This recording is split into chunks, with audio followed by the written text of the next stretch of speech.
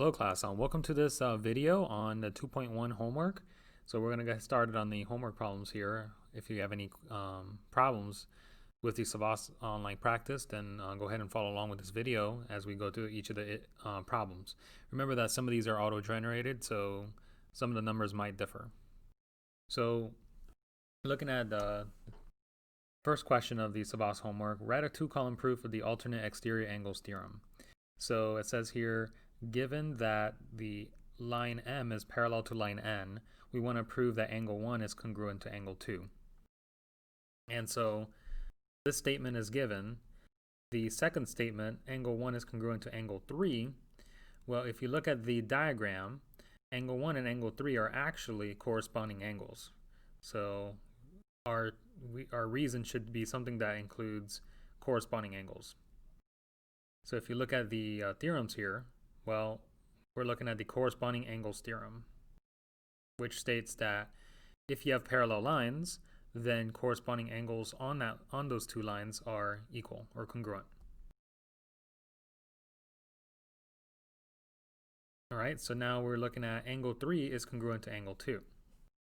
And the way we get this, well, if you look at the diagram, angle 3 and angle 2 are actually what we call vertical angles, which means that they're formed by two intersecting lines and they're opposite of each other, and so they are referred to as vertical angles, and by the vertical angle theorem they're actually congruent to each other. Alright, so now we're going to the fourth statement, which is actually the final statement in the proof, and we want to show that angle 1 is congruent to angle 2. And so we know that since 1 is congruent to 3 and 3 is congruent to 2, well, then that means that 1 has to be congruent to 2. This is kind of like the property, the transitive property, which states that if A is equal to B and B is equal to C, then A is equal to C. And so this is a transitive property. Sometimes in the book or in Savas, they'll actually refer to it as substitution. But in this case, we're looking at the transitive property of congruence. So it's just a matter about knowing your properties. So the next problem is going to be identifying a pair of same-side interior angles. So remember, you have two lines and cut by a transversal. And so if you're looking at same-side interior angles, well, they have to be inside. And the angles that are inside are these angles right here. They're inside. So 4, 7, 2, and 5. And those that are on the same side of the transversal are 4 and 7, as well as 2 and 5. So we could say 4 and 7 or 2 and 5 as our answers.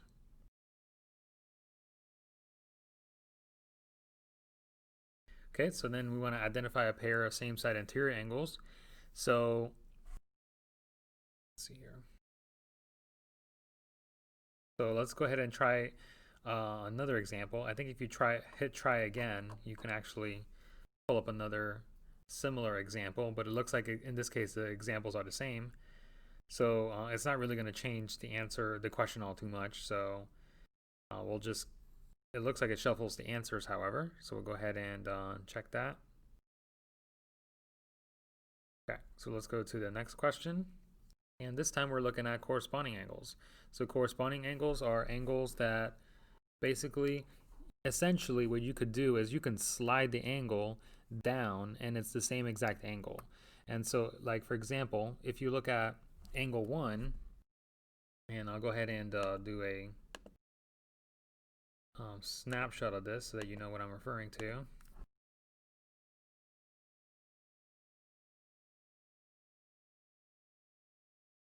Okay, so if you look at the picture here, it says, so if we're looking at corresponding angles, then, so if you're looking at angle 1, for example, I could take this angle, and if I slide it down, it looks very similar to this one right here. And so those are actually corresponding angles in this example. So that's one way of thinking about it. The other way of thinking about it is in terms of position. So we know that angle 1 is located to the left of that transversal, but it's also located above its respective line. And then if you look at 5, it's located to the right of the left of the transversal, or below it, I guess. You can kind of below it diagonally. And it's located above its line that goes through as well. And so they're both in the same positions, and so 1 and 5 would be corresponding in this example.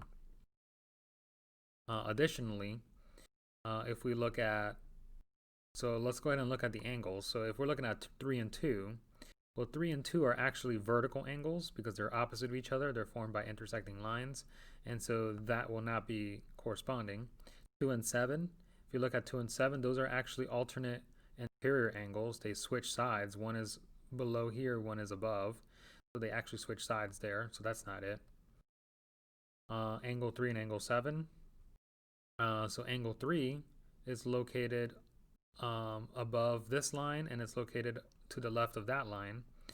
Angle 7 is located above this line, and it's located to the left of the other line, which means that they're in the same exact kind of position, and so those are actually going to be my corresponding angles here. So we'll select that as my corresponding angle.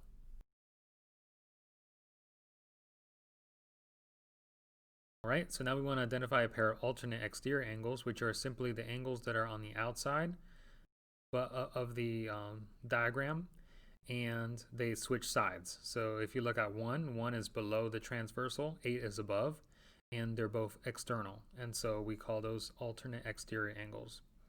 In addition, 3 and 6 are alternate exterior angles, so 3 and 6, they switch sides. So we're going to choose 3 and 6 here.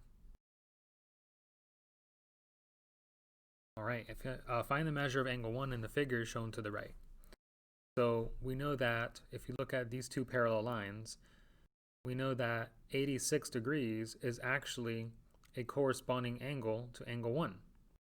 And by the theorem, it states that angle 1, or corresponding angles, are congruent. And so measure angle 1 has to also be 86 degrees.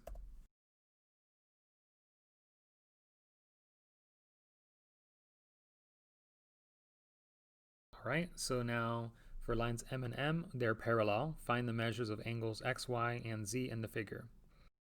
So if you look at Y and 62, those are actually alternate interior angles. They switch sides. So we have 62 here, it switches to the other side, and as well as on the bottom. So it switches to the bottom and to the left. So it switches sides completely. And those are alternate interior angles, and they're actually congruent to each other. So we know that Y is equal to 62 degrees. Now X and 62 form a linear pair. A linear pair is, we'll show you how that looks like.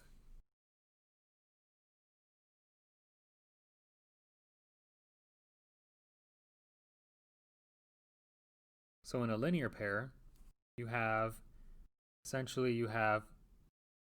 two angles that share a common side. So they're angles that are adjacent, but they're also angles that are supplementary, so they add up to 180. So in this case, X and 62, they share this side right here in the middle, and so they're what we call adjacent, but they also add up to 180. So that's a linear pair. So in this case, X and 62 are a linear pair, and so you can figure out X because they have to add up to 180.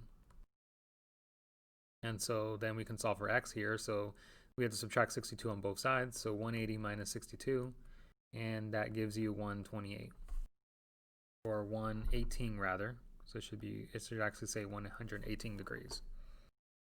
So we'll go ahead and type that as 118. And we said earlier that Y and 62 are alternate interior angles, so they should be congruent. Z, so if we look at Z, 62, and so let's erase this. So for this, we know that Y is equal to 62, and we know that X is 118. Well, it turns out that X is actually a corresponding angle to Z. They're in the same position. They're both below their respective lines, and they're both to the left of the transversal. And so Z has to be the same angle, 118 degrees.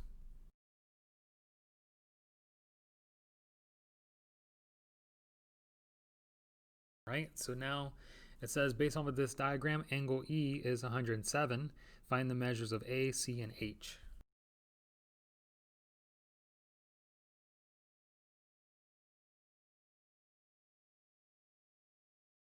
All right, so now so we know that E is 107,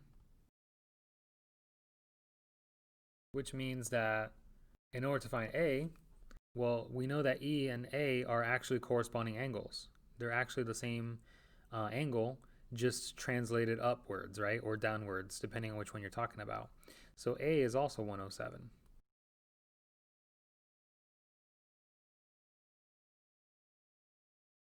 Then you look at angle C. Angle C is actually a same side interior angle to angle E. So C and E are same side interior angles, and by the same side interior angle postulate, we know that they had to add up to 180. And so we know that the measure of angle C plus the measure of angle E, which is 107, has to add up to 180. So we can subtract 107 on both sides, and so that means angle C is 73 degrees. Notice that they added to 180.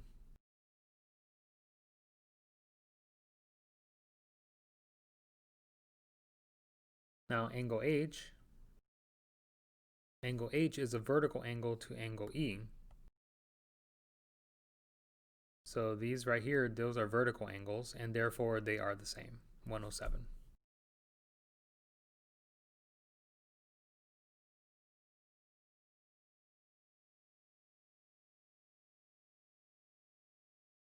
All right, in the figure, M is parallel to N, and the angle 4 is equal to 124 degrees. Find the measures of the other angles. So if 4 is 124, then angle 6 is a vertical angle to angle 4, and so angle 6 should also be the same angle, 124.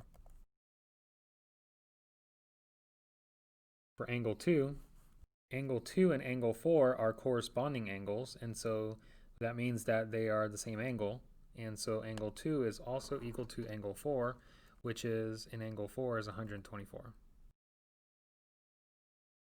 Angle 8 is a vertical angle to angle 2, and so if we know angle 2, we know angle 8, because they're vertical, then, and they're congruent to each other.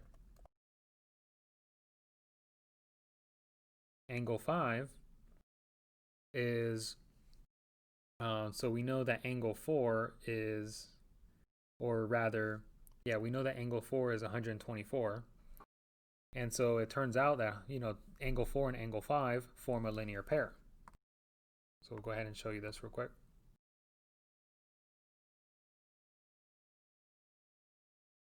So angle 4 and angle 5 actually form a linear pair because they share this side right here. And so remember, a linear pair adds up to 180. And so we know that angle 4 plus angle 5 adds up to 180, which means that if angle 4 is 124, then angle 5 has to be 180 minus that. So we'll subtract 124 on both sides. Angle 5 is equal to 56 degrees.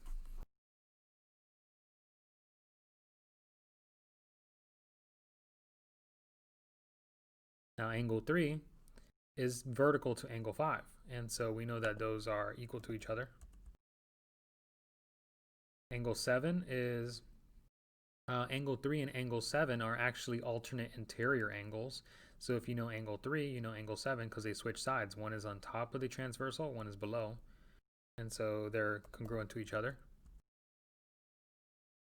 Angle 1 and angle 5 are alternate exterior angles, and so we know that if we know angle 5, then we know angle 1. And angle 5 was 56, which means angle 1 is the same.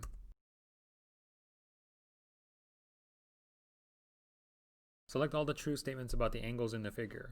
So if we look at the figure, angle 2 is congruent to angle 5. Let's see if that's true. So angle 2 and angle 5 are actually vertical angles. And we know that vertical angles are congruent, so we'll go ahead and check that. Angle 6 and angle 7, those are actually same side interior angles because they're on the same side of the transversal. In this case, it's sort of like to the left or to the bottom of the transversal. So, and they're on that same side, and so they add up to 180. So this is not true. Angle 1 is congruent to angle 3. Those are corresponding angles. You can literally take this angle and slide it down. It's the same angle. And so yes, they are congruent. Angle 3 is congruent to angle 6. Those are alternate interior angles because they switch sides and they're on the inside, and so therefore they are congruent. Angle 4 is congruent to angle 8. Those form a linear pair, and remember, a linear pair adds up to 180, so that's not true.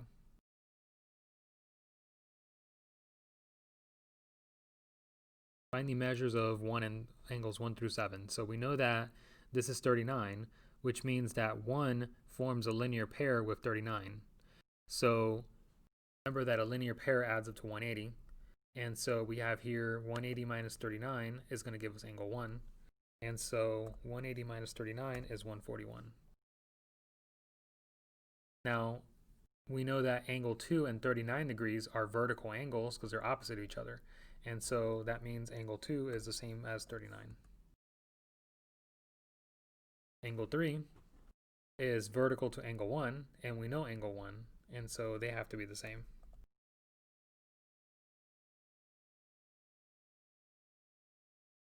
Now angle 4 and angle 2 are alternate interior angles, so those two have to be equal. In addition, 39 degrees and 4 are corresponding angles, and so we know those have to be the same as well. Regardless of which angle type you use, the result is the same. We know that angle 4 is 39 degrees. Now angle 5, we know angle 3 is 141, and angle 3 and angle 5 are alternate interior angles. We can also use the fact that angle 2 and angle 5 are same side interior angles and add up to 180. And we can use that to solve for angle 5 as well. It would be easier though to use alternate interior angles and get angle 5 right away. And so we know that since 3 and 5 are alternate interior, they have to be equal to each other. Angle 6, we know that 39 degrees and angle 6 are actually alternate exterior angles. They switch sides and they're on the outside. So angle 6 is also 39. Angle 7 and angle 1 are alternate exterior angles as well. They switch sides, they're on the outside. So 7 is equal to 1.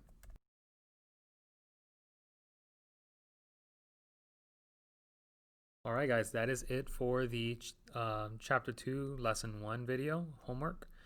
I'll see you guys in the next one.